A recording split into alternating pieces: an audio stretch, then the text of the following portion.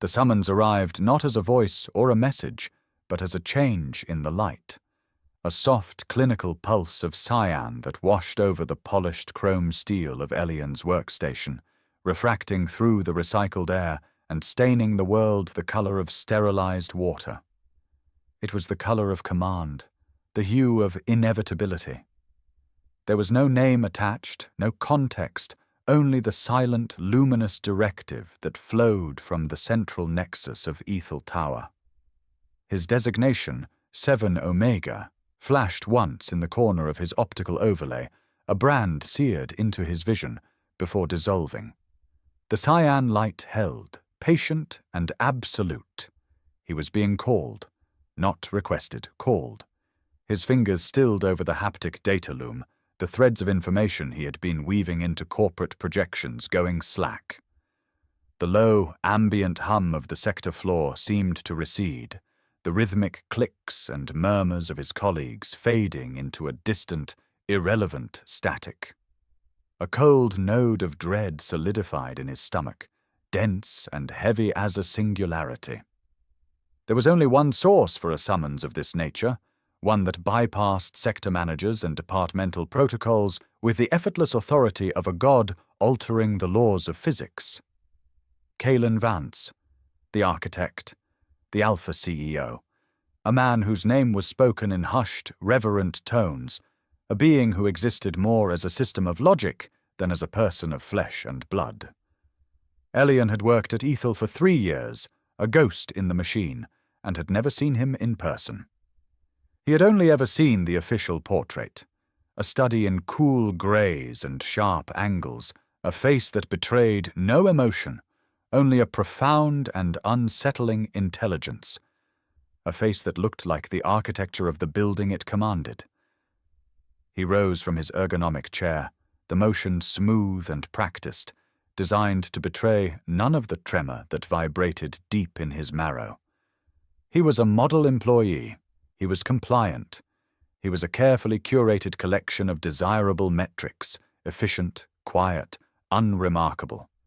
His uniform, a seamless tunic of gray synthetic silk, clung to his frame without restricting it, its fibers interwoven with biosensors that monitored his vitals, his hormonal output, his deviation from the baseline of placid productivity. He could feel their cool, impartial kiss against his skin. He was a known quantity. He was safe. The lie was a mantra he repeated with every controlled breath. He smoothed down the front of the tunic, a pointless gesture of composure, and his fingers brushed against the small, square outline of the dermal patch just below his collarbone. The scent blocker. His shield. Its faint medicinal coolness was a grounding presence, a chemical wall against the biological reality he was forced to inhabit. The journey to the spire was a silent ascension through the stratified layers of the corporation. The public lifts, with their soft music and holographic advertisements for genetic optimization, gave way to sterile, private transit tubes that moved with unnerving speed and silence. Light shifted from the warm, encouraging tones of the lower levels to a stark, shadowless white that bleached all color from the world. With each level he climbed, the air grew thinner, colder, filtered to a state of impossible purity. It was the air of the apex, the atmosphere of command. He felt it pressing in on him, a physical weight on his chest. His reflection slid across the polished obsidian walls of the tube, a fleeting grey ghost. His face was pale, his dark hair a stark contrast against the pallor of his skin. His eyes, the color of a stormy sea, were wide, the pupils dilated not from a lack of light, but from a surfeit of fear. He forced his expression into a mask of neutrality. Emotion was a vulnerability, a deviation, a data point to be flagged, analyzed, and corrected. The tube decelerated without a whisper of sound, the door irising open onto the antechamber of the executive suite. There was no receptionist, no human interface, There was only a vast, empty space of white marble and glass. The silence here was different. It was not the absence of sound, but the active suppression of it. It was a dense, heavy element that filled the lungs and deadened the pulse. The far wall was a single pane of smart glass, currently polarized to an opaque, milky white, hiding the city below. In the center of that wall was a door. It was not a door so much as a seamless fissure in the white expanse, a line of perfect black. The Cayenne summons light pulsed softly from the floor, tracing a path toward it. There was nowhere else to go. He walked, his soft-soled shoes making no sound on the marble. Each step was a deliberate act of will, a fight against the instinct to turn, to flee, to disappear back into the anonymous safety of the lower levels. The proximity sensor in the door detected his approach. The black line widened, splitting the wall with silent precision. Beyond it lay not an office, but a void, a chamber of pure white light and shadow. He stepped across the threshold, and the world behind him ceased to exist. The office was a testament to absolute control. The floor, the walls, the ceiling, all were the same seamless, luminant white, emitting a soft, even light that left no shadows. The only contrast was the far wall, a sheet of transparent Plas steel that offered a dizzying panoramic view of the sprawling metropolis below. The city was a grid of light and steel, a monument to order, stretching out to a horizon blurred by atmospheric haze. A single massive desk of black, volcanic glass stood in the center of the room, its surface a perfect, unblemishedished mirror. And behind it, in a chair that seemed carved from the same obsidian material, sat Kalen Vance. He was exactly as he appeared in the portrait, yet infinitely more real. The reality of him was a shock, a physical blow. He wore a suit the color of charcoal, tailored with geometric precision. His hair was silver, cut short, framing a face that was all sharp planes and austere lines. He was not looking at Elian. His gaze was fixed on the city below, his hands steepled before him. He did not move. He barely seemed to breathe. The only sign of life was the faint, rhythmic pulse of a data port glowing at his temple, a tiny sapphire star in the pale landscape of his skin. He was a statue of command, a living embodiment of the tower he inhabited. Elian stopped a precise 10 feet from the desk, the designated distance for subordinates, and clasped his hands behind his back. He waited. The silence stretched, pulled taut like a wire. He focused on his breathing, on the cool, sterile air filling his lungs. He could feel the biosensors in his uniform cataloging the frantic spike in his heart rate, the minute tremor in his hands. He was a specimen under a microscope. Finally, without turning his head, Vance spoke. His voice was not loud, but it filled the cavernous space completely. It was a low, resonant baritone, as smooth and cold as the glass of his desk. Designation 7 Omega, Elian. The use of his name was a second shock. Names were inefficient, sentimental data points rarely used at this level. It felt like an intrusion, a deliberate peeling back of a protective layer. "Sir," Elian replied. His own voice was a thin, reedy thing in the oppressive silence. Vance made a small, almost imperceptible gesture with one hand. "Approach." Elian took 3 steps forward, his heart hammering against his ribs.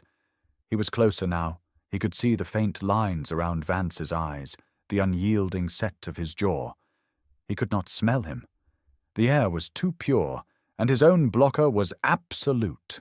There was no scent, no biology, only order. He waited for the reason, the project update, the reprimand, the reassignment. He waited for the logic of the summons to reveal itself. But Vance said nothing more. He simply remained still, a predator conserving its energy. The silence returned, heavier this time, freighted with unspoken meaning. Elian's gaze drifted past Vance to the door he had entered through. He watched as the seamless line of black narrowed, the two halves of the wall sliding together with a whisper of displaced air. Then came the sound, a soft pneumatic hiss, a click, deep and resonant, that vibrated through the floor, the sound of a vacuum seal engaging, the sound of finality. The black line was gone. The wall was a single, unbroken expanse of white once more. He was not an employee in his CEO's office. He was a component in a sealed system. The dread in his stomach coiled into a cold, sharp-edged certainty. He was not here for a meeting, and he would not be leaving. The realization did not come with a rush of panic, but with a strange, terrifying calm. The variables had been removed. The outcome was set. The experiment had begun. The silence that followed the sealing of the door was a different entity entirely. It was no longer the passive, architectural silence of the antechamber. It was an active, pressurized force. It pressed in on Elian's ears, a low thrum that was the sound of the room's life support, the whisper of its total isolation from the world. Kalen Vance finally moved. The motion was fluid, economical, as he swiveled his chair to face Elian directly. His eyes, the color of pale gray ice, met Elian's for the first time. There was no warmth in them, no anger, no curiosity. It was the gaze of a scientist observing a reaction, a passionless, analytical light that seemed to penetrate skin and bone, cataloging the frantic, terrified pulse he could feel hammering in his throat. "You are afraid," Vance stated. It was not a question. It was an observation of fact, delivered with the same dispassionate tone one might use to remark upon the temperature of the room. He gestured to one of the two chairs that faced his desk, stark, minimalist structures of black metal and stretched gray fabric. "Sit. The human body expends unnecessary energy when sustaining a state of anxiety." Elian moved, his limbs feeling stiff and disconnected. He sat on the very edge of the chair, his back ramrod straight, his hands clenched into fists in his lap. The chair was cold, its metallic frame leaching warmth from him. It was designed for posture, not for comfort.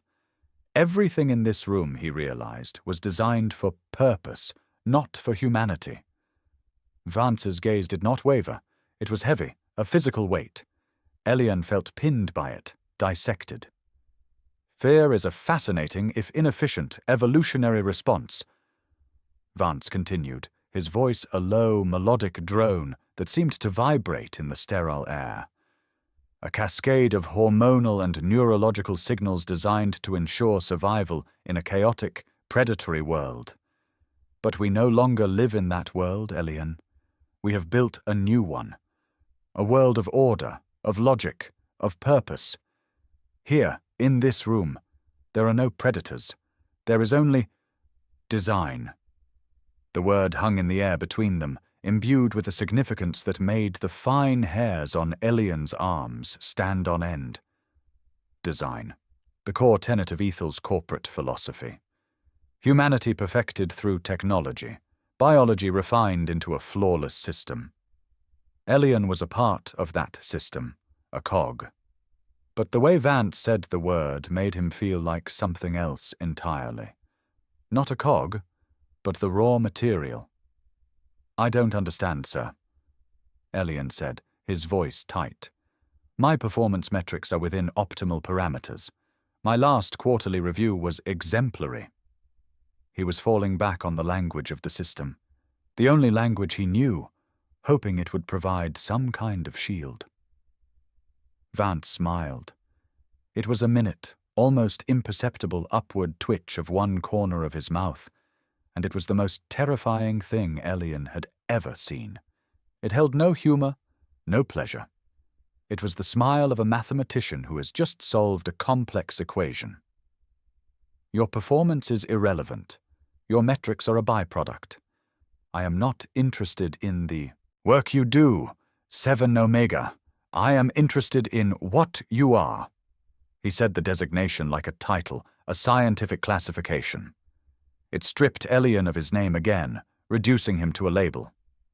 The cold dread in his stomach began to churn, transmuting into a slow, burning anger. It was an emotion he had not allowed himself to feel in years, a dangerous, volatile chemical he kept locked away. "I am an analyst in the Predictive Economics Division," Elian stated, forcing his tone to remain level, respectful. "You are," Vance corrected gently. "A unique biological and neurological event. A confluence of genetic markers and environmental conditioning that has produced a result even our most advanced simulations did not fully anticipate. You are the culmination of Project Chimera." The name struck Elian like a physical blow. Project Chimera, a black hole in his memory, a space filled with the phantom sensations of cold metal, the smell of antiseptic, and a deep, echoing sense of loss. He had flashes, nightmarish fragments that he had always dismissed as stress-induced fantasies. The doctors at the Ethel Foundling Institute had assured him his childhood had been normal, stable, optimized. They had given him pills to smooth over the rough edges of his memory, suppressants to regulate his volatile biology. They had built him into a model citizen, a productive asset. "I don't know what that is," he lied, and the lie tasted like ash in his mouth. "Don't you?" Vance's voice was soft, persuasive. He leaned forward, the movement drawing Elian's focus. "Let me help you remember. A facility in the northern sector. White rooms, not unlike this one. A regimen of hormonal therapies, neurological conditioning, sensory deprivation, and overload. All designed to refine a specific set of latent traits inherent in your Omega designation. Not to suppress them, as is the common crude practice, but to perfect them, to turn a biological vulnerability into a strategic asset." The room seemed to tilt. The white walls pulsed. Elian could hear a high-pitched ringing in his ears. The memories were not fragments anymore. They were shards of glass, rising to the surface of his consciousness. A child, small and terrified, floating in a sensory deprivation tank, the water the exact temperature of his own blood. The disembodied voices of researchers discussing his progress, their words clinical and detached. The empathic response is heightening. Synaptic plasticity is off the charts. He is stabilizing. He was not a child. He was an experiment. He was not an asset. He was a result. He squeezed his eyes shut, trying to force the images away. "No. Yes," Vance said, his voice inexorable. "You were our greatest success, and our greatest failure." The emotional feedback became unstable. The empathic resonance was too powerful to control with our existing technology. You were a weapon without a safety. So, we implemented a different protocol. Sublimation. We buried your potential under layers of chemical suppressants and psychological conditioning. We integrated you into the general population, allowed you to believe you were just another orphaned Omega, given a chance at a productive life by a benevolent corporation.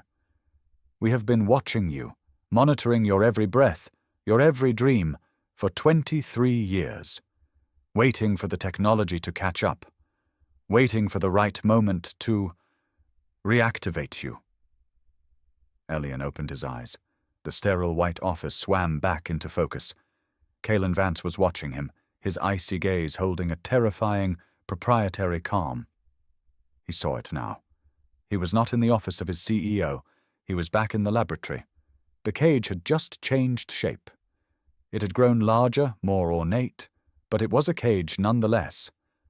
And the man in front of him was not his boss. He was his creator, his owner. "What do you want from me?" Elian whispered, the words raw, stripped of all pretense. Vance's faint, cold smile returned. "Want. That is a primitive concept, driven by emotion. I do not want anything. I have a purpose. Ethel has a purpose. to bring order to the chaos of human nature. You, Elian, are a key component of the next stage of that purpose. But first, we must dismantle the crude scaffolding we built around you. We must strip away the compliance, the suppression, the fear. We must see what lies beneath. He reached out and touched a control on the surface of his desk. A small circular panel slid open, and a single elegant glass of water rose from within. The glass was beaded with condensation, the water within it impossibly clear. "You are dehydrated," Vance said, his tone informational. "Your body is reacting to stress. Drink." It was not a request. It was the next step in the procedure. Elian stared at the glass. It was a simple object, a gesture of civility. But in this room, in this context, it felt like a poison. To accept it was to accept the premise of this conversation, to become a willing participant in his own deconstruction. To refuse, he did not know what refusing would mean. But as he looked into Kalen Vance's unblinking grey eyes, he knew that every action, every choice, from this moment on, was a test. And he had no idea how to pass. The glass of water sat on the corner of the obsidian desk, a silent, crystalline challenge. It was a perfect object in a perfect room, the condensation tracing delicate, ephemeral patterns on its surface before being instantly wicked away by the room's climate control. It was an offering of care that felt like an instrument of control. Elian's throat was dry, his tongue felt thick in his mouth, but he did not move. He could feel the biosensors in his uniform transmitting his elevated heart rate, his shallow breathing, his rising body temperature. Vance would be seeing it all as data, a clean, elegant stream of numbers scrolling across a hidden display. He would be cataloging Elian's defiance as just another variable in the equation. "The human body is approximately 60% water," Vance said, his voice a calm, didactic murmur. He had not moved, his hands still steepled, his gaze unwavering. "Dehydration impairs cognitive function, emotional regulation, and synaptic response time. If we are to have a productive session, your biological systems must be operating at peak efficiency." A productive session. The phrase was so clinical, so detached, it sent a fresh wave of ice through Elian's veins. This was not an interrogation. It was a calibration. Vance was a technician preparing his equipment. The first crack appeared in Elian's carefully constructed composure. It was not a fissure of fear, but of a cold, hard rage that was terrifying in its intensity. It felt alien, a foreign body in his system, yet it was undeniably his own. It was the rage of a caged thing that had only just realized the existence of its bars. "What if I refuse?" Elian asked, and he was pleased to hear that his voice, though low, was steady. Vance's expression did not change, but Elian, watching with a new, hyper-focused intensity, saw a flicker of something in the depths of those pale eyes. It wasn't surprise. It was interest, the kind of interest a researcher shows when an experiment yields an unexpected, intriguing result. "Refusal is a valid data point," Vance replied smoothly. It would indicate a higher-than-projected level of ingrained oppositional defiance, a fascinating, if problematic, variable. It would, however, necessitate a more direct approach to ensuring your system's optimal functionality. I would prefer a cooperative methodology. It yields more nuanced results. The threat was unspoken, but it hung in the sterile air as clearly as if it had been shouted. Direct approach. Elian's mind flashed with images from his nightmares, the phantom feeling of restraints, the sharp sting of a needle, the cold rush of chemicals flooding his system. He remembered a particular session from his childhood, a memory so deeply buried he hadn't known it was there until this very moment. He had refused to complete a cognitive puzzle, a small childish act of rebellion. The response had been immediate and overwhelming. A dispassionate voice from a speaker. "Subject is non-compliant. Initiate Protocol 7 Gamma." The memory ended there, dissolving into a white haze of pain and disorientation. He looked from Vance's impassive face to the glass of water. It was a choice between two forms of submission. One voluntary, one not. One that allowed him to maintain a sliver of agency, the other a complete surrender of it. With a hand that trembled almost imperceptibly, he reached out and took the glass. The crystal was cool and heavy in his palm. The water was just as cold. He brought it to his lips and drank, the clean, tasteless liquid a shock to his parched throat. He drank it all, a single, long swallow, and placed the empty glass back on the desk with a soft click. The sound was unnervingly loud in the silence. "Excellent," Vance said, with the same tone of mild approval one might use for a machine that has successfully completed its diagnostic. "Cooperation is the bedrock of an ordered society." Elian said nothing. He felt the water spreading through him, a cold tide. He could almost feel his body chemistry shifting, his system stabilizing under the CEO's watchful gaze. He felt like a plant being watered by a botanist who intended to dissect it. The rage had not subsided. It had simply submerged, a dark current flowing beneath the surface of his forced calm. Vance allowed the silence to stretch for a moment, letting the small act of compliance settle between them. Then he spoke again. "Now that your basic biological needs are met, let us proceed to the next layer, the chemical one." His gaze dropped to the spot just below Elian's collarbone, where the scent blocker patch was hidden beneath the grey fabric of his tunic. "The suppressants you have been administered since your integration have served their purpose. They have allowed you to function within societal norms without the distractions of your inherent biology. But they are a crude tool, a bludgeon where a scalpel is required. They dull your senses, Elian. They sever a connection to the world that is your birthright. They are a wall, and I would like you to tear it down." Elian's hand flew to his chest, a reflexive, protective gesture. The patch was his armor. For an Omega in this alpha-dominated world, especially one who chose to live without a bond, scent was a liability.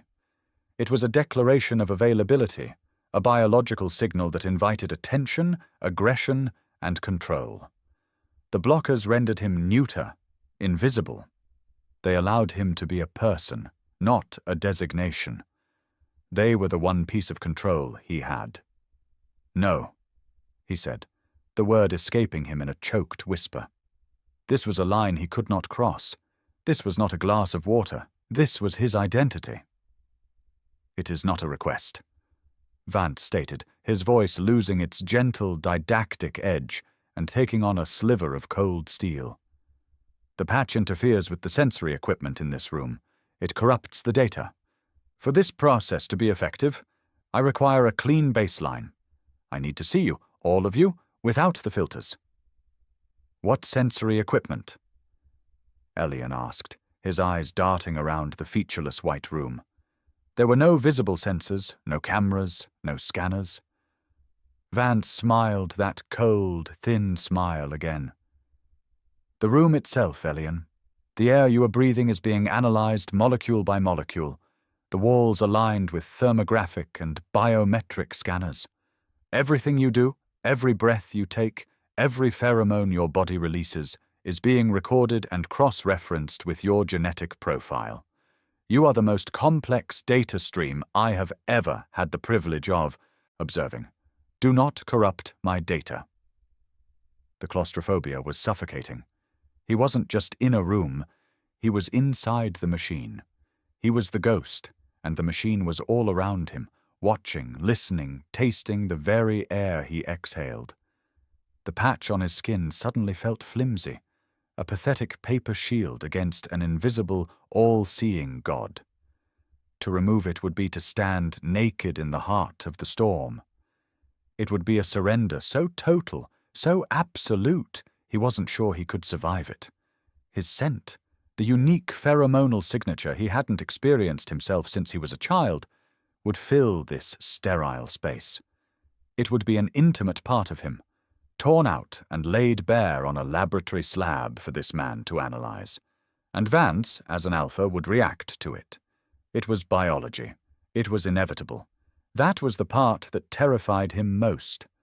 The cold, analytical observer would be replaced by something primal. The choice was the same as before: compliance or force, cooperation or Protocol 7 Gamma. But this time, the stakes felt infinitely higher.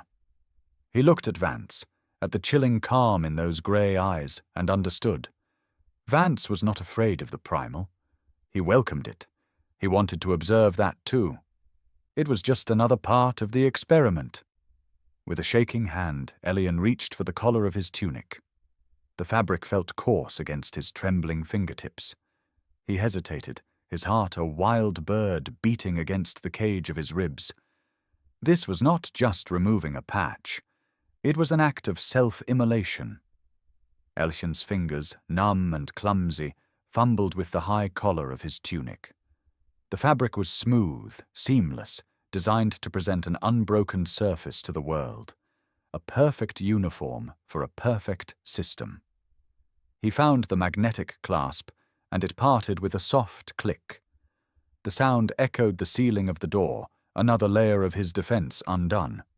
He pulled the collar aside, exposing the pale, vulnerable skin of his neck and collarbone. The dermal patch was a pale beige square, incongruous against his skin, a piece of mundane technology clinging to him like a parasite. It was cool to the touch, its polymer matrix steadily releasing the suppressant molecules that had defined his life, that had kept him safe, that had kept him less. He could feel Vance's gaze on him, a palpable weight, as focused and intense as a laser. There was no lust in that gaze, no predatory hunger that he had been conditioned to expect from alphas. It was something far more terrifying, a cold, rapacious curiosity. He was not a potential mate. He was a locked box, and Vance was holding the key, demanding it be turned. Elian's breath hitched.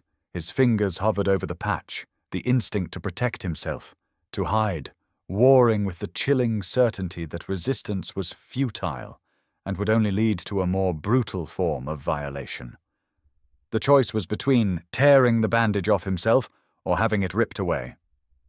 He pressed his fingertips to the edge of the patch. The adhesive was strong. He had to dig his nail under it, breaking the seal. A tiny, sharp pain, a prelude. He took a deep, shuddering breath of the sterile, recycled air, the last he would take as a neutered being, and pulled. The patch came away with a sharp, stinging tear, taking with it the fine, downy hairs on his skin. He held it in his trembling hand, a flimsy, useless piece of plastic. It felt warm from his body heat, a cast-off skin. He dropped it onto the black glass of the desk. It landed with a pathetic, soundless finality. For a moment, nothing happened. The silence in the room remained absolute. Then he felt it, a slow, deep tingling that started in his blood and spread outward. It was the sensation of waking from a long, chemically induced slumber. The world began to sharpen at the edges. The white light of the room seemed to acquire a new, painful intensity. The low hum of the environmental systems grew louder, each frequency distinct and separate. And then came the scent. His scent. It bloomed into the sterile air like a drop of ink in clear water. It was a scent he barely recognized, a ghost from a life he couldn't remember living. It was complex, layered, and overwhelmingly potent after a lifetime of suppression. There was the clean, sharp note of rain on cold stone, a scent of melancholy and endurance. Beneath that, a warmer, sweeter fragrance, like wild honey and dried herbs, a scent of latent warmth and hidden softness. And under it all, a faint metallic tang, the scent of fear. It filled his own nostrils, a deeply intimate and alien perfume. It was the smell of his own biology, raw and unfiltered. It was the smell of Omega. The sensory overload was dizzying. He felt exposed, stripped bare, every nerve ending raw and screaming. He instinctively wrapped his arms around himself, a futile attempt to contain the scent, to hold himself together. He looked at Vance, bracing for the inevitable reaction.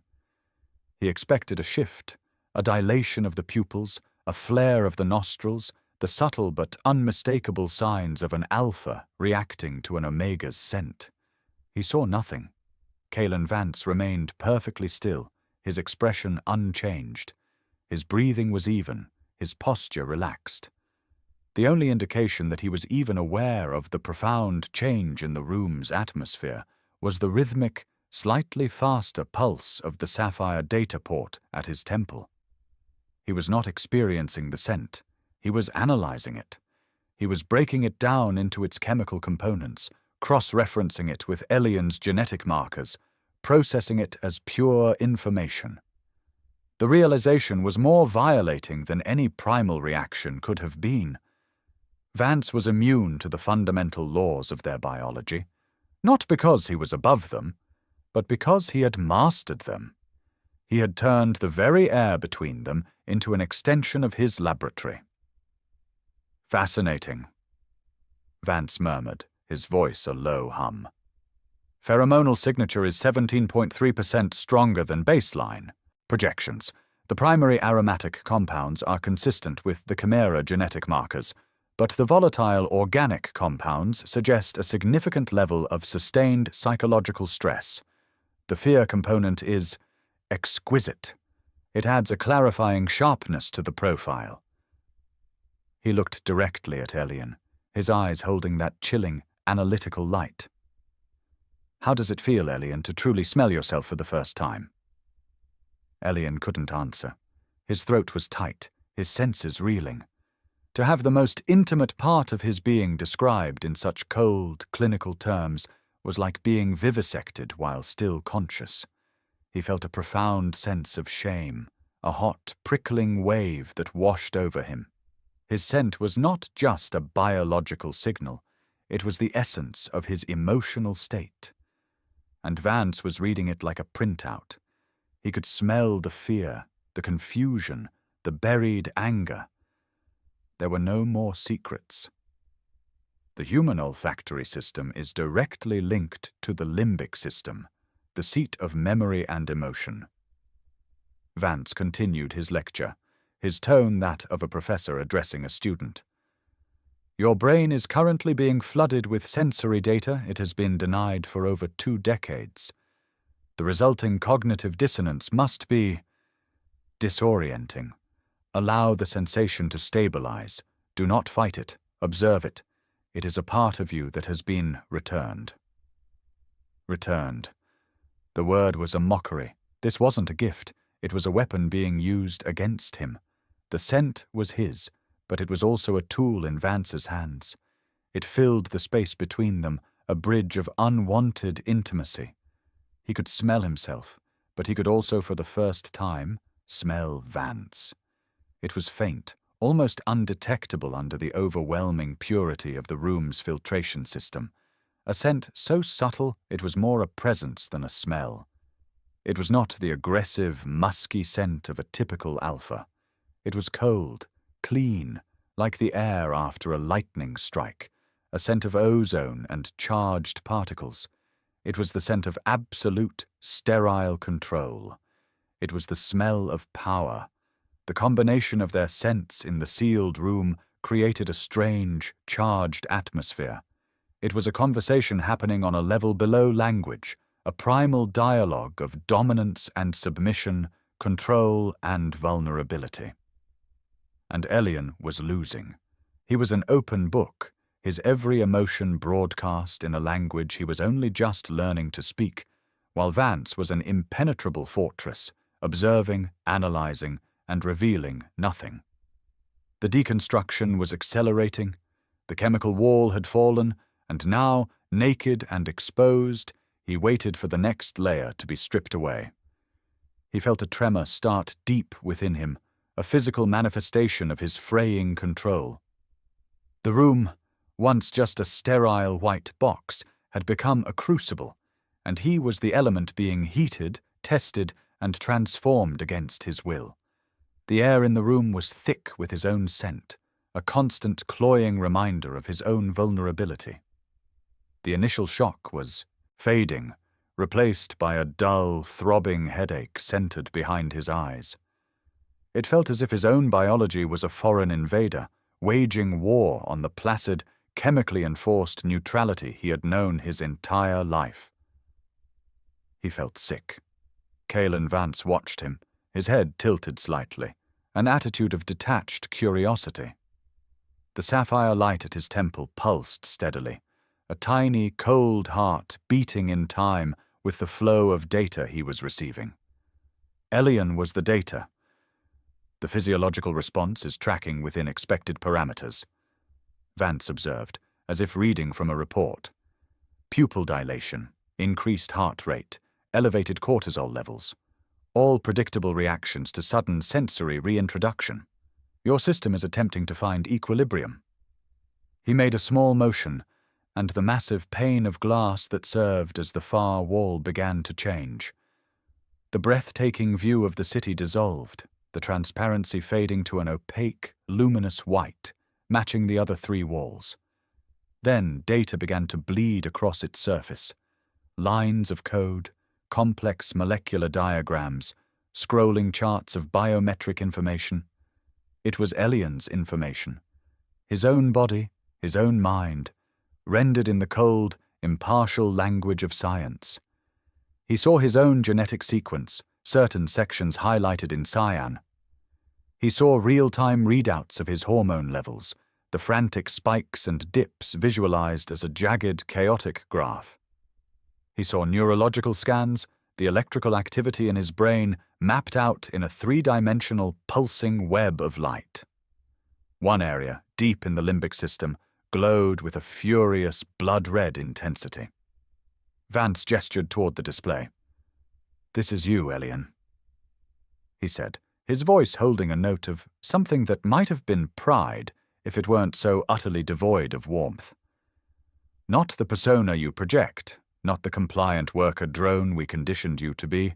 This is your core architecture, the design." Elian stared at the wall, at the clinical representation of his own being. He saw the label Project Chimera at the top of the screen, beside his designation 7 Omega. He saw notes in the margins of the genetic code. Enhanced empathic sensitivity, heightened pheromonal output, increased synaptic plasticity. He was not a person.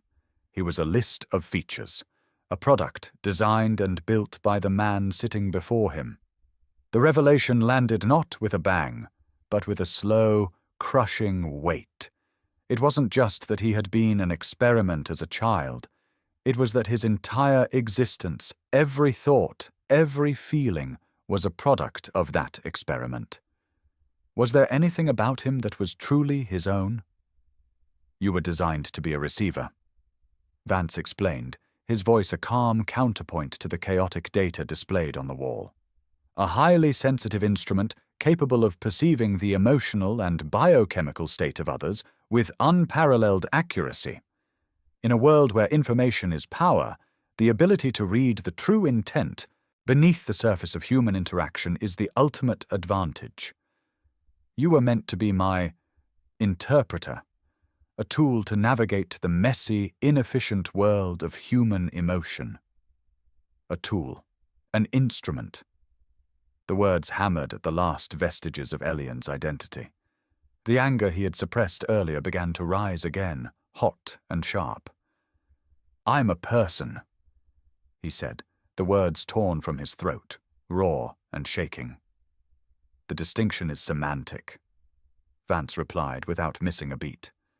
"A person is a collection of biological and neurological processes, a complex machine.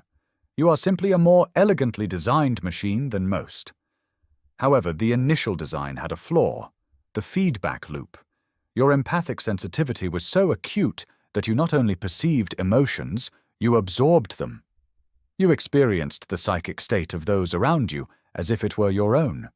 Without a filter, without control, you were a danger to yourself and to the integrity of the project. Your emotional state became too volatile. You were drowning. The word hit him with the force of a memory. Drowning. The sensory deprivation tank. The feeling of being submerged not just in water, but in the psychic noise of the researchers around him. Their frustration, their ambition, their clinical detachment, their faint, buried pity. It had all poured into him, a toxic flood that had threatened to tear his young mind apart. That was the instability. That was the failure. "So you broke me," Elian whispered, staring at his own fractured mind displayed on the wall. "You buried me under drugs and conditioning and told me I was normal." "We did not break you," Vance corrected, his tone patient, as if explaining a simple concept to a child.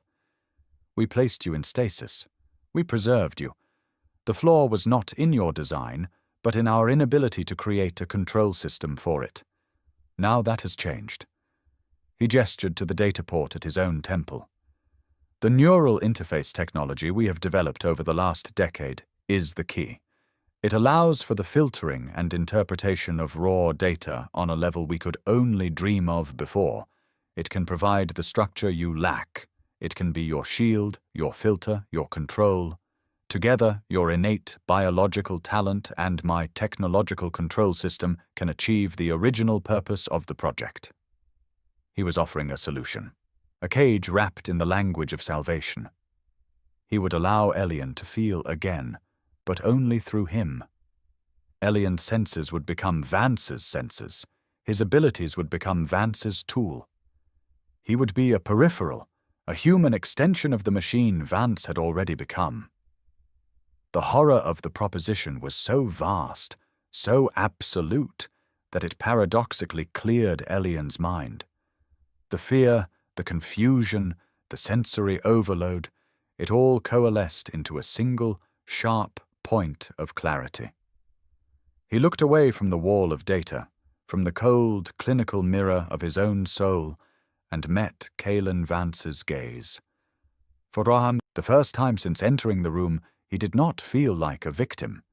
He did not feel like a specimen. He felt a defiant spark ignite in the core of his being. "No," he said, and this time the word was not a choked whisper or a desperate plea. It was a statement. It was a foundation. "I am not a tool. I am not your instrument." Vance's faint smile widened by a fraction of a millimeter. He seemed pleased. "The Defiance protocol is initiating sooner than anticipated. Excellent! The sublimation conditioning is proving less resilient than projected." He leaned back in his chair, a king on his throne, observing the first futile struggles of a rebellion he had orchestrated from the beginning. "You believe you have a choice, Elian. That is the final layer of your conditioning, the illusion of free will. Let us proceed with disabusing you of that notion." The air in the room seemed to grow colder. The data on the wall swirled, reconfiguring into new patterns. Elian knew, with a certainty that chilled him to the bone, that the experiment was now entering a new, more terrifying phase. Vance was done explaining. Now he would demonstrate. The moment Elian uttered his defiance, the atmosphere in the room shifted. It was a subtle, almost imperceptible change, like a drop in barometric pressure before a storm. The data on the wall screen continued its silent, inexorable scroll, but Vance's attention was now entirely, predatorily, focused on him. The cool, analytical curiosity in his eyes was sharpening into something more active, more purposeful. He was no longer just observing. He was probing. "You say no," Vance mused, his voice a soft, dangerous purr. A simple, primitive negation. the first word a child learns to assert its own nascent identity. But your identity, Elian, is a construct we created. What precisely is the I that is refusing? Before Elian could form a response, a strange sensation bloomed in the center of his chest. It was a cold, spreading numbness, a psychic void that seemed to be sucking the very air from his lungs. His own emotions, the fear, the anger, the defiance, felt distant, muted, as if they were happening to someone else.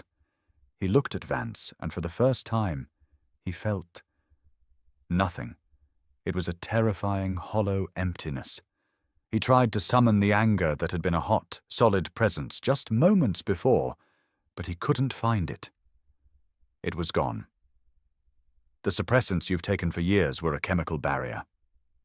Vance explained, his gaze fixed on Elian's face, watching every micro-expression. Crude, but effective. What you are experiencing now is a more refined method of control. This room is saturated with a low-frequency sonic field, keyed to the specific neuroreceptors we engineered in you during Project Chimera. I can use it to dampen or amplify your emotional responses. I can, in effect, turn the volume of your soul up or down. At the moment, I have turned it down to 0. The clinical explanation did nothing to lessen the horror of the experience. To have his own emotions manipulated by an external force, to be rendered a puppet of sound waves and technology, it was a violation more profound than any physical touch. He was a prisoner in his own skull, his own heart a locked room. He tried to speak, to protest, but the words had no feeling behind them. They were just empty sounds. You see? Vance continued, a hint of triumph in his voice. The I that refuses is predicated on an emotional state. Without that state, the refusal has no foundation. It is merely an echo. He made a minute adjustment on his desk console. The cold numbness in Elian's chest receded, and in its place, a wave of pure, unadulterated terror crashed over him. It was a primal, mindless fear, untethered to any specific thought or threat. His heart hammered against his ribs, his breath came in ragged gasps, and a cold sweat broke out across his skin. His body was screaming danger, but his rational mind knew nothing had changed. He was still just sitting in a chair, in a white room, with a man behind a desk. But the sonic field was telling his brain to be afraid, and his body had no choice but to obey. And now amplification, Vance stated calmly. The fear was already present in your system. I have simply isolated that frequency and amplified it. This is what you would feel if you were standing on the edge of a precipice, is it not? The raw, instinctual command to retreat, to submit, to survive. Tears streamed down Elian's face, hot and shameful. He was losing control of his own body, his own mind. He bit down on his lip, the sharp pain a small, desperate anchor in the overwhelming sea of technologically induced panic. He would not scream. He would not give Vance the satisfaction. Remarkable, Vance breathed, his eyes gleaming with intellectual fervor. The resilience of the conscious mind, even when its underlying emotional architecture is hijacked. You are still fighting. You are trying to impose logic on a system that is now entirely under my control. He adjusted the console again. The terror vanished as quickly as it had appeared, leaving Elian trembling and gasping, the aftershocks still vibrating through him. The emotional void returned, a blessed if unsettling relief. And then a new feeling began to seep in.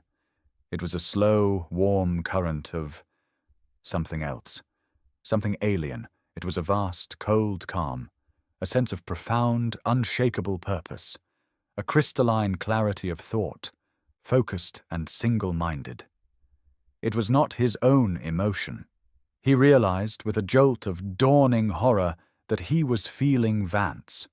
With his own emotional state suppressed, his empathic senses, raw and exposed for the first time in years, were latching on to the only other presence in the room. He was receiving Kalen Vance, and what he felt was not the messy, chaotic tangle of a normal human mind.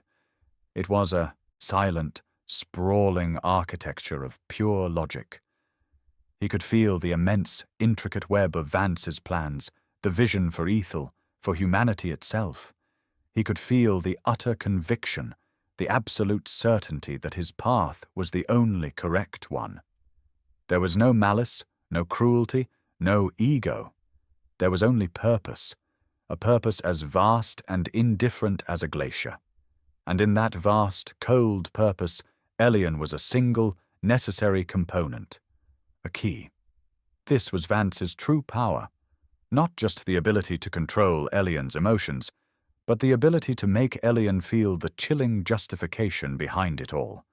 It was an insidious form of indoctrination, a psychic invasion. He was being shown the logic of his own cage from the perspective of the man who built it. He could feel the why, and the most terrifying part was that, on some deep, logical level, stripped of his own messy human feelings, it made a terrible kind of sense. Order from chaos, certainty from doubt, strength from control. The psychic connection, the empathic resonance that was his birthright, was being turned into the ultimate tool of his own subjugation. He was being forced to empathize with his captor, to understand the cold, beautiful, terrifying logic of his own imprisonment. He could feel the ghost of an ascent forming in his mind, the path of least resistance. It would be so easy to surrender, to become a part of this vast, elegant design. To let go of the painful, chaotic thing that was himself and dissolve into Vance's perfect, ordered world. But even with his own emotions muted, something else remained. A core of self, deeper than feeling, deeper than thought. A stubborn, indomitable spark of being. It was the part of him that had survived the conditioning, the drugs, the loneliness. The part that had whispered to him in his dreams and looked out at the world through his own eyes. It was small and it was besieged, but it was there, and it would not break. He closed his eyes, shutting out the room, the data on the wall, the impassive face of his creator. He focused inward, past the artificial fear and the imposed calm, searching for the tiny, resilient flicker of himself. It was a battle now, being waged in the silent, invisible space of his own consciousness. He was fighting for his soul, and his only weapon was the faint, stubborn memory of who he was. The silent battle raged within him. He was adrift in the cold, vast ocean of Kalen Vance's consciousness, a sea of chillingly beautiful logic and purpose. He could feel the intricate, interlocking plans for Ethel's future, the global network of control, the next phases of human bioengineering. He saw himself within those plans, a specialized sensor, a living key to unlocking a new level of societal control. The allure of it was potent. To have a purpose, to be part of something so grand, so absolute. It promised an end to the fear and uncertainty that had haunted his life. All he had to do was let go. But the small, stubborn spark of his own self, the one he was desperately clinging to, fought back. It was not a grand, heroic resistance. It was a pathetic, desperate thing. It threw up memories, fragments of a life he had thought meaningless. The taste of synthetic coffee on a cold morning. The feeling of rain on his face during a rare walk in the designated green zone. The quiet satisfaction of solving a complex data problem at his workstation. Small, insignificant moments of personal experience. They were his. They were real. They were the antithesis of Vance's grand, abstract design. They were the messy, inefficient, beautiful chaos of being alive. He held on to those fragments as a drowning man clutches at wreckage. He focused on the memory of rain, the physical sensation of cold water on his skin, the smell of wet pavement and ozone. It was a real memory, a real sensory experience that belonged only to him. He used it as an anchor, a focal point in the overwhelming psychic tide. Vance seemed to sense the shift, the internal struggle, a futile effort. His voice cut through Elian's concentration, calm and certain. You are resisting with sentiment. It is like trying to stop a tidal wave with a handful of sand. Your personal experiences are nothing but random, meaningless data points in a chaotic system. I am offering you a place in a structured, meaningful universe. The psychic pressure increased. The cold logic of Vance's mind pressed in, trying to erode Elian's fragile anchor of memory. He felt his resolve beginning to crumble. The memory of Rain was fading, dissolving into just another piece of data. He was losing. And then, something unexpected happened. A new voice entered the silent room. It was not in his head. It was a crisp, female voice, emanating from a hidden speaker in Vance's desk. Director Vance, I have the preliminary results from the Kyoto experiment. The epigenetic triggers are not holding past the 3rd generation. We are seeing significant degradation. Vance's attention, which had been so completely focused on Elian, shifted. He blinked, the intensity of his psychic probe lessening for a fraction of a second. It was like a physical weight being lifted from Elian's mind. He gasped, taking a shuddering breath, his own feelings beginning to seep back in, faint and muted, but there. Vance turned slightly, his gaze moving to a point on his desk where a holographic interface had shimmered into existence. A woman's face, sharp-featured and severe, with dark hair pulled back tightly, floated in the air. Her expression was one of controlled frustration. This must be Dr. Eris Thorne, the scientist from his fragmented memories, her name flashing in his mind's eye alongside Vance's. Define degradation, Dr. Thorne. Vance said, his tone flat, betraying no emotion. Random mutation, the holographic face replied. Unpredictable emotional and biological deviations. The control group is exhibiting creativity, spontaneous art, non-procreative pair bonding, inefficient altruistic behaviors. The system is breaking down into chaos. Elian listened, his mind reeling. Creativity, altruism, chaos. The very things Vance's perfect, ordered world was designed to eliminate. The experiment, whatever it was failing. Humanity, it seemed, was more stubborn than Vance's models had predicted. The flaw is in the baseline code, then, Vance stated, his voice dangerously quiet. Not the triggers. The desire for chaos is more deeply ingrained than we accounted for. The desire for self-determination, perhaps. Dr. Thorne countered, a hint of steel in her voice. The system is too rigid, Kalen. It doesn't allow for adaptation. It is a monoculture. And monocultures are inherently vulnerable. They do not bend. They break. It will not break, Vance said, a chilling finality in his tone. It will be perfected. The human element is the last variable that needs to be brought under absolute control. That is why our work here is so vital. He glanced back at Elian, and the full weight of his attention slammed back into him. Dr. Thorne's holographic face followed his gaze, her eyes widening slightly as she saw Elian for the first time. Subject 7 Omega? She breathed, a flicker of something unreadable in her expression. Pity? Regret? Scientific curiosity? You reactivated him. I am recalibrating him, Vance corrected. He is the key to solving the problem of the human variable. His empathic sensitivity will allow us to predict and neutralize chaotic impulses before they can destabilize the system. He will be our ultimate control.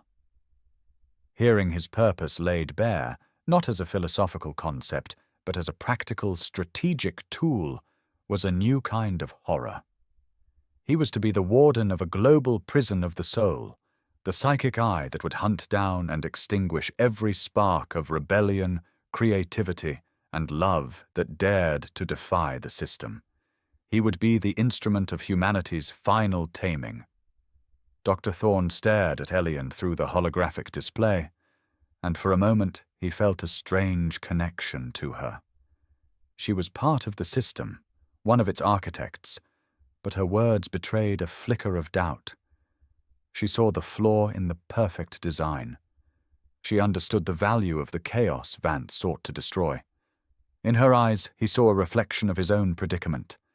She too was trapped in Vance's logic, a cog in his machine, even if she was a high-ranking one. The emotional feedback, Kaelin, she warned, her voice low. You were never able to shield him from it. He doesn't just read emotions, he becomes them. If you link him to the system, and the system is resisting, the psychic backlash could destroy him. Or worse, it could amplify the chaos. He could become a psychic amplifier for the very rebellion you're trying to prevent.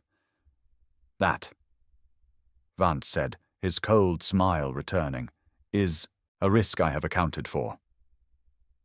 He terminated the call. Dr. Thorne's face vanished, plunging the room back into silence. The interruption, however brief, had changed everything. It had given Elian a moment to breathe, to recenter himself. It had shown him that Vance was not infallible. His grand design had flaws. The system was not perfect. It was vulnerable. And it had given him a new, terrifying understanding of the stakes. This was not just about his own freedom anymore. It was about everyone's. The choice Vance was about to offer him was not just about his own survival, but about the future of the human soul.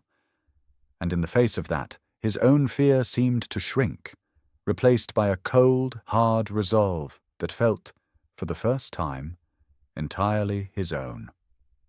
The silence that followed the termination of the call was heavy with unspoken implications. Dr. Thorne's warning hung in the air, a seed of doubt planted in the sterile perfection of the room. Vance, however, seemed entirely unmoved. He turned his full attention back to Elian, his grey eyes as calm and unreadable as ever. The brief reprieve was over. The final stage of the procedure was at hand.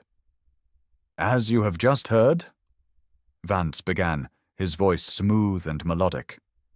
The great project of our time faces a challenge, the persistent illogical static of human fallibility, the tendency toward chaos.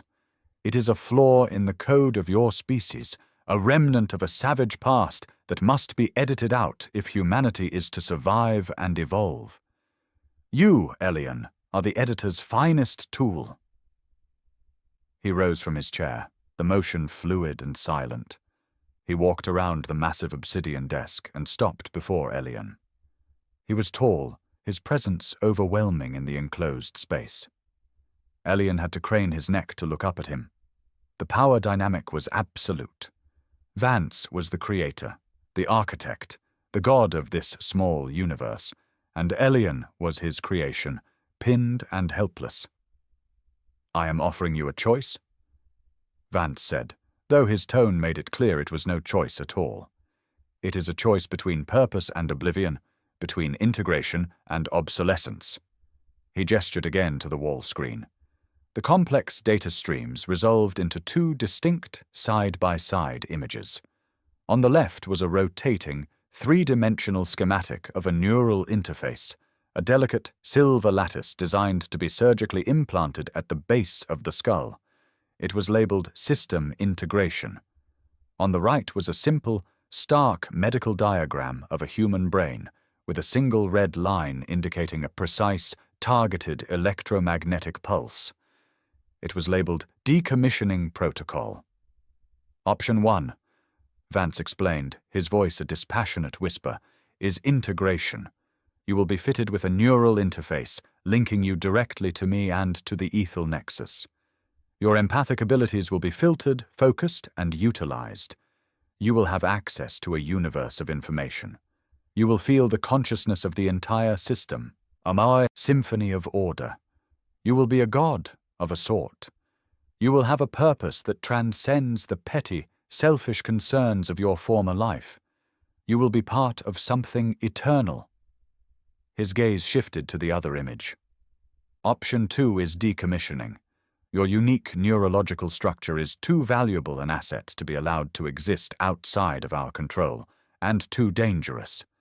If you refuse integration, we cannot simply let you return to your life. The experiment would be compromised. The decommissioning protocol is clean, painless, and instantaneous. A targeted electromagnetic pulse will erase the specialized neural pathways of Project Chimera. It will erase you, the person you believe yourself to be. What is left will be a shell, a docile, empty vessel that can be cared for in one of our facilities. Your consciousness, your memories, yourself, they will simply cease to be. Oblivion. The word echoed in the silent chamber of Elian's mind. It was a choice between becoming a tool and becoming nothing. A choice between slavery and death. The illusion of free will, as Vance had called it, presented in its most brutal, honest form. The artificially induced calm had receded, and his own emotions were flooding back, amplified by the raw, unfiltered input of his newly awakened senses. He could smell the ozone scent of Vance's power, and it mingled with the scent of his own terror, creating a sickening, suffocating perfume. He looked from the image of the neural implant to the diagram of the erased brain. He looked at Vance's impassive face, the face of a man who saw no moral distinction between the two options. They were simply two different solutions to the same engineering problem. And in that moment, something inside Elian finally broke. It was not a loud, shattering break. It was a quiet, profound collapse of every defense he had ever built. The years of conditioning, the chemical suppression, the carefully constructed mask of compliance, it all crumbled to dust. And what was left was not the terrified, compliant subject Vance had been molding. It was something raw, something elemental. It was the core of his being, the part of him that Vance had tried and failed to quantify, to control, to erase. A single tear traced a path down his cheek, then another. He began to weep. It was not the loud, desperate sobbing of fear or despair. It was a silent, deep, and wrenching sorrow. A grief for the child who had been stolen in a white room. A grief for the man who had never been allowed to exist. A grief for a world being strangled by a beautiful, terrible order. He wept for the chaos, for the imperfection, for the spontaneous art and the inefficient altruism that Vance saw as a disease. He did not try to hide it. He let the tears fall, a quiet, desperate act of rebellion. His emotions, his true, unfiltered emotions, were the only thing he had left that were truly his. And as he wept, his unique, buried ability flared to life, not as a passive receiver, but as an active transmitter. The sorrow poured out of him. It was not a thought, not a sound, but a pure, psychic wave of profound, heartbreaking grief. It filled the room, a silent, invisible tsunami of feeling. It washed over Kalen Vance, bypassing his logic, his technology, his control. It was the raw, chaotic data he had sought to manage, delivered in a dose so pure and overwhelming that his systems could not filter it. For the first time since Elian had entered the office, Vance's composure fractured. His impassive expression faltered. A flicker of confusion, of shock, crossed his features. His hand went to the data port at his temple, as if to check if it was malfunctioning. His breath hitched, an involuntary human sound. The cool, grey ice of his eyes seemed to thaw for a fraction of a second, revealing a glimpse of something ancient and buried beneath. He was feeling it. He was feeling Elian's pain. The psychic broadcast was a desperate, final act of defiance. It was Elian screaming his own existence into the face of the man who denied it. It was the emotional variable, the human element, refusing to be solved, refusing to be erased. And for one terrifying, triumphant moment, the perfect, ordered world of Caelan Vance's office was thrown into chaos. The experiment was out of control. The wave of sorrow radiated from Elian, a silent, psychic shriek that warped the sterile atmosphere of the room. It was not an attack. It was an offering. A forced communion. He was making Vance feel the weight of what he was trying to destroy. Caelan Vance staggered back a single step, a small, uncoordinated movement that was utterly alien to his usual economy of motion. His hand, pressed against the data port at his temple, was trembling. The sapphire light of the port flickered erratically, turning from blue to violet to a startling, angry red. An error message, a system overload. The data on the wall screen went haywire. The clean, ordered lines of code dissolved into a chaotic scramble of symbols. Elian's biometric readouts flatlined and then spiked into incomprehensible peaks. The machine could not process the raw, unquantifiable data of a soul's grief. Vance's face was pale, his lips pressed into a thin white line. He was experiencing an emotion, a pure, unfiltered, second-hand emotion, and his body, his mind, did not know how to process the input. The observer was being consumed by the observation. "Cease," Vance commanded, his voice strained, losing its smooth, resonant quality and taking on a rough, human edge. Cease transmission. But Elian couldn't stop. He didn't know how. The floodgates were open, and years of repressed pain and sorrow were pouring out of him. It was a baptism and an exorcism all at once. He was showing Vance the flaw in his design, the variable he could never control.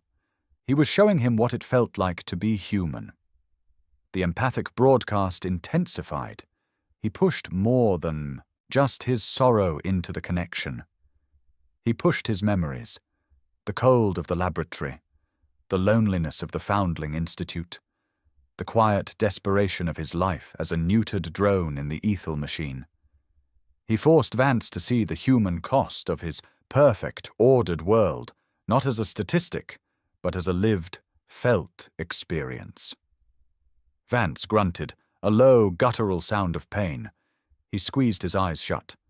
"The feedback is unstable," he grit out, his words clipped.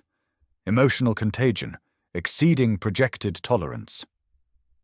For a fleeting moment, a strange and terrible thing happened. The empathic link became a two-way street. As Elian pushed his own pain outward, he felt a ghost of something from Vance. It was not an emotion in the way he understood it. It was a vast, ancient emptiness, a void, a profound and terrifying loneliness that dwarfed his own. It was the perfect silence of a machine that dreamed of being a god, a silence born from the eradication of its own humanity. He realized with a sickening lurch that Vance wasn't just controlling chaos. He was terrified of it. He was running from it. His entire system of order was a fortress built around a core of utter desolation. The insight gave Elian a new, terrifying strength. He was not just a victim fighting his captor. He was a man, flawed and broken, facing a hollow god. The power dynamic, for one precarious moment, had shifted. He was the one in control, wielding the one weapon Vance had no defense against: genuine, chaotic, human feeling. He focused the last of his energy, not on the pain, but on the small, defiant spark of hope that had ignited within him. The hope born from Dr. Thorne's words, the hope that chaos would always win, that life, messy and unpredictable, would always find a way to break through the cracks in any perfect cage. He broadcast that feeling, that stubborn, illogical, inefficient hope. It was this that finally broke through. Vance cried out, a sharp, ragged sound, and collapsed against his desk, his hands braced against the obsidian surface. The red light at his temple pulsed violently, and then went dark. The connection was severed.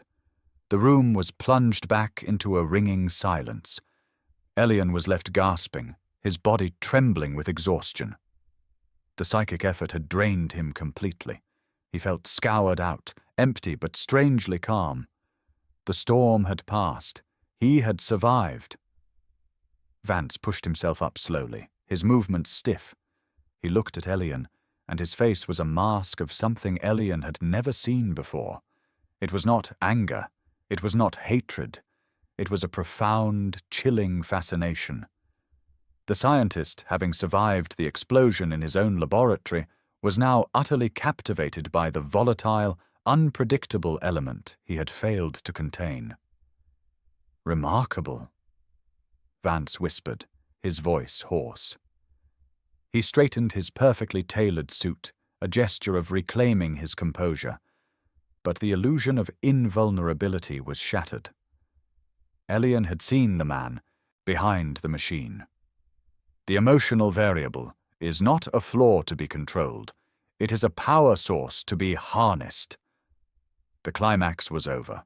The breaking point had been reached and passed, but this was not the end. It was a transformation.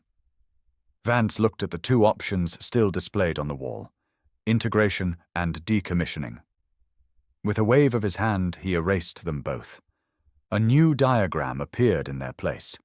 It was a complex schematic showing two human figures, their brains linked not just by technology, but by a shimmering, organic-looking bridge of light. A symbiosis. "The master and tool paradigm is inefficient," Vance stated, his mind already working, recalculating, forming a new hypothesis from the wreckage of the old one. It creates resistance, a feedback loop, a partnership, a symbiotic system. That is a more elegant design. Elian stared at the new diagram, a cold dread replacing his exhaustion. He had not won. He had not escaped. He had only changed the nature of his own cage. He had proven to Vance that his power was too great to be controlled by force, so now Vance was proposing a different kind of prison. Not a cage of master and slave, but a gilded cage of partnership, a forced bond. He had fought to prove he was not a tool, only to be offered the position of co-pilot in a machine he wanted only to destroy. The irony was a bitter, metallic taste in his mouth. The defiance had not earned him his freedom. It had only made him more valuable. The air in the office began to stabilize. The low hum of the environmental systems returned to its steady, unobtrusive rhythm. The chaotic data on the wall screen cleared, replaced once more by the serene, panoramic view of the city, a sprawling, indifferent grid of light and shadow. The crisis had passed, but the state of confinement remained absolute. Kalen Vance had recovered his composure, his movements once again economical and precise, but the change in him was palpable. The cold, dispassionate observer had been replaced by something else, something more complex. He had been a scientist studying a chemical reaction. Now he was a biologist who had discovered a new, fascinating, and dangerous form of life. "Your demonstration was illuminating," Vance said, his voice back to its calm, resonant timbre, though a new note of respect, or perhaps calculation, now colored it. "My initial hypothesis was flawed. I sought to impose order upon you, to make you a predictable component within my system. I see now that your primary function is not to be ordered, but to be the agent of chaos itself, a force that can be directed." He walked back to his side of the desk, but he did not sit. He stood, looking down at Elian, his grey eyes holding a new, unnerving intensity. "Decommissioning you would be an unacceptable waste of a unique asset, and integrating you as a mere peripheral would be, as you so powerfully demonstrated, unstable. The psychic feedback is too potent. A new protocol is required." The diagram of the two linked figures remained on the wall, a silent, terrifying proposal. A partnership. A symbiosis. Elian understood what it meant. Vance would not be his master, not in the crude sense he had first intended. Instead, they would be bound together. His chaotic, emotional, empathic power linked to Vance's cold, logical, controlling intellect. A perfect, monstrous union of humanity's two extremes. Vance would provide the purpose, the direction, the control. Elian would provide the force, the insight, the raw, unpredictable power of the human soul. Together, they would be unstoppable. They would be the perfected system Dr. Thorne had spoken of, one that could bend without breaking, one that could incorporate and direct chaos instead of just suppressing it. "You have proven you cannot be a tool," Vance continued. "So you will be my partner, my counterpart, the heart to my mind. We will be two halves of a single functioning whole." "And if I refuse?" Elian asked, his voice a hoarse whisper. The threat of decommissioning was gone, but he knew there would be other, more subtle forms of coercion. "You will not refuse," Vance stated with absolute certainty. "Because I will not force you. I will convince you. I will show you that this is the only logical path forward, for you and for the world." He gestured to the city outside the window. "Look at it, Elian. A marvel of engineering, of order. And yet, it is teetering on the brink of collapse. Crime, dissent, emotional plagues of despair and apathy. My methods, the methods of pure logic and control, are not enough. They create a system that is brittle. Dr. Thorne is correct in that assessment. But your methods, the methods of pure emotion and chaos, lead only to self-destruction. Together, however, together we can create a true equilibrium, a lasting peace, a society that is not just ordered, but fulfilled." It was the logic of the benevolent tyrant, the ultimate justification. He was offering Elian a chance to save the world by helping him enslave it. He was twisting Elian's own empathy, his grief for the suffering of the world, into a weapon to be used against it. The seduction was more potent, more dangerous than any threat of violence or death. The office door, the one that had been sealed for what felt like a lifetime, hissed open. The sound was a shock. Elian's head snapped toward it, his heart leaping with a sudden, desperate hope. Was he free to go? "You are not a prisoner here, Elian," Vance said, correctly interpreting his reaction. "Not anymore. This is no longer a laboratory. It is your new home, your sanctuary, your half of the throne." He gestured to the open door. "You may leave this office. You will be escorted to a suite of rooms prepared for you on this level. You will have every comfort. But you will not leave this floor. You will not leave my side. Not until you see the logic of my proposal. Not until you willingly accept your role in it." The nature of the confinement had changed, but it was confinement all the same. The cage had expanded, been furnished with silks and soft lighting, but its bars were now invisible, and all the more unbreakable for it. He was no longer a subject to be dissected, but a treasure to be guarded, a queen to be won over in a terrifying, cosmic game of chess. Elian rose from the chair, his legs shaky. He walked toward the open door, not looking back at Vance. Each step was an act of profound will. He was exhausted, broken, and yet he was not defeated. He had faced the abyss and had forced the abyss to look back. He had not won his freedom, but he had won something else. He had reclaimed himself. He was no longer 7 Omega, the compliant drone, the frightened subject. He was Elian, a being of immense chaotic power, a force that the god of this tower now acknowledged as an equal. He stepped out of the White Office and into the antechamber. A silent, grey-uniformed guard stood waiting for him. The guard did not look at him, simply turned and began to walk down a corridor Elian hadn't seen before. He followed. The story was not over. The battle had not ended. A new, more complex and more dangerous chapter had just begun. He was still trapped in the heart of the Ethel machine, but he was no longer just a ghost within it. He was a virus, a chaotic variable, and he would not stop fighting until he had brought the whole, perfect, beautiful, terrible system crashing down. The hope he had broadcast was not just a weapon, it was a promise to himself and to the messy, imperfect world he would one day find his way back to.